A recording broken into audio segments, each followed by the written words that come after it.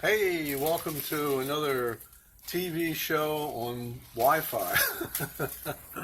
Anyway, I'm just reading some things that I think God showed me to help people um, organize their lives a little better. You know, God's a God of order and discipline, and it's real simple. If you have order, you automatically have discipline, right? So, all right. So if you're listening, I hope you will listen intently, maybe even get a pen and paper. Uh, okay, in the Navy, they told us that a ship must be compartmentalized. So, so why? Why should it be compartmentalized? So it won't sink. If we got hit by a torpedo, and each compartment was sealed up tight with these locks. They have these locks, and so each part of the ship becomes independent in a sense, but they all work together to keep the ship afloat. Compartments stay air. Oh boy. Watertight. Yeah. Compartments on a ship stay airtight and watertight, and it's hard for me to read this and speak. Dude, you're doing great. Want your glasses? You got I got them on. Yeah. That was Well, that'll warm you up. You Yeah. know, you'll get warmed up and then you'll live. It's hard to sink a ship that's compartmentalized. So is our lives if we're Up compartmentalized. every so often to the camera. Hi, camera. Hey, there's Paula. Yes. She's compartmentalizing. She's compartmentalizing as we speak. She's a real compartment. Yeah. To herself. And one of the things that Paul and I listened to was this lady who said that if you put a box down and the box says, I want to keep this, another box says, I want to donate this, another box, I want to throw this away, another box is, if I have not used this, this is a rule or a commandment. I put down personal commandment. If I have not used it or worn it or put it in one of these. Oh, if I have not used it or worn it, put it in one of these compartments. Number one, personal commandment, or sell it, or other boxes, other areas. You can dream up your own organizational things with this. Number two, commandment. Always put all items out of your way, but close enough so you can see them. And this is a picture of a ship I drew out, and you might want to see it this way. Can't really What's see an it. example of that? Close, but Yeah. What do you mean example? how, in a practical sense, how do you do, what do you mean, what's something that you're keeping, what did you just read, Claire? You just give us a real life example of how would you use that for you? Yeah, well, here it is here. See this side here? This is page 2. See this big mess here? This big pile? This is a pile of stuff that you have in the center of your room or wherever, out in your backyard, wherever it might be. It's called clutter. It's called confusion. A big pile of stuff.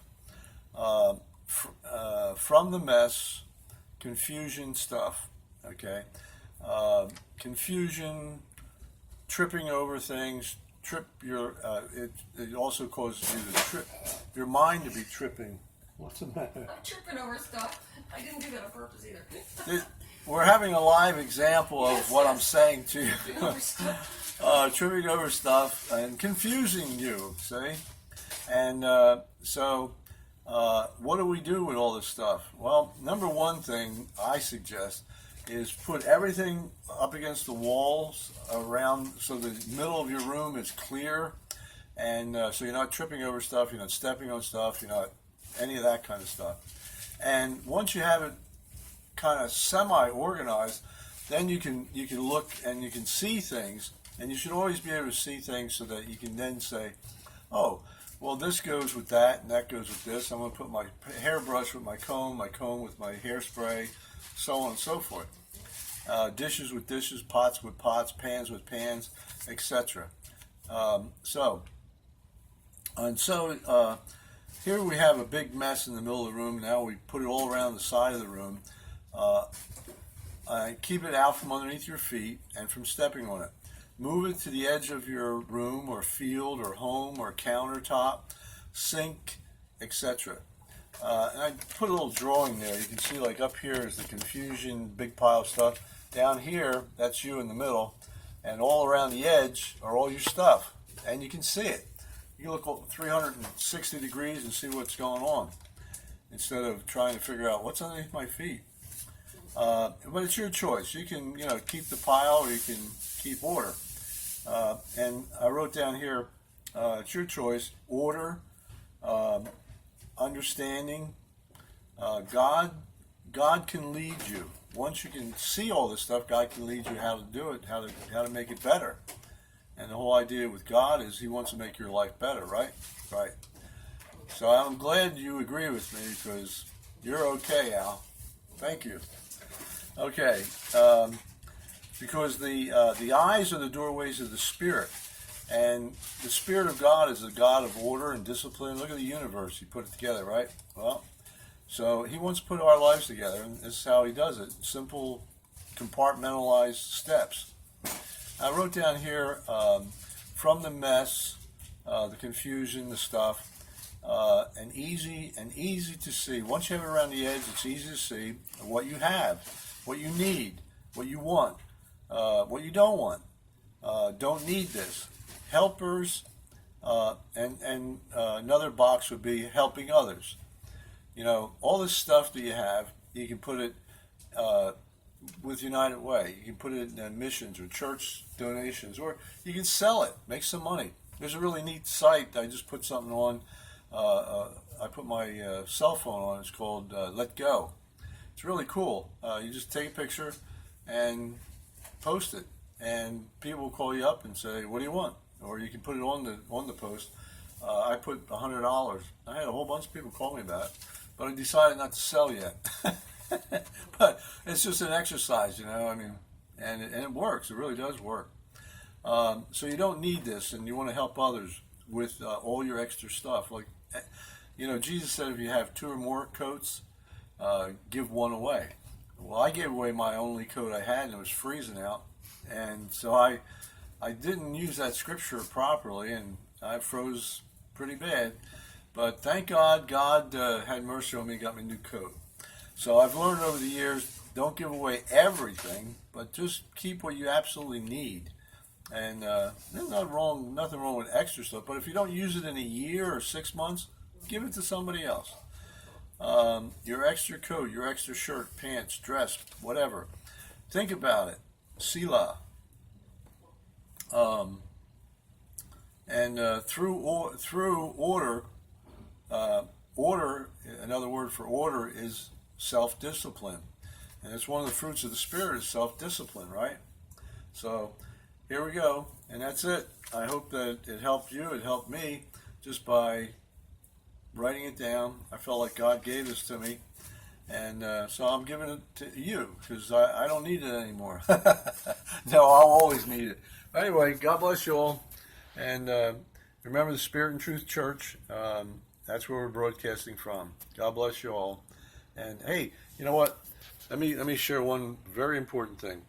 If you died right now, where would you go? You don't know? Bible says you go to hell.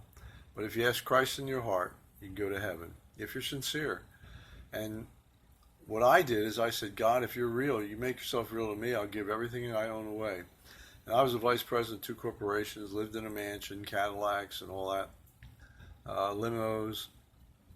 And God came into my life, changed my life, turned me around, and made me a missionary for Jesus, to feed, clothe, house the hurting, hungry, and homeless.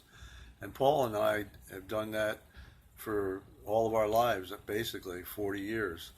So I hope that you'll pray and ask Christ in your heart and say that simple prayer. Just say, Jesus, come into my heart. Save me from my past, present, and future sins. And Billy Graham said that to me, and he said, he died for, he said, you're not good, are you? I said, no, I'm not good. He said, well, Jesus died for all of us, good, bad, and indifferent. So, God bless you. Love you in Jesus. Hope you go to church now and get water baptized and tell others what God has done for you. Okay, bye-bye.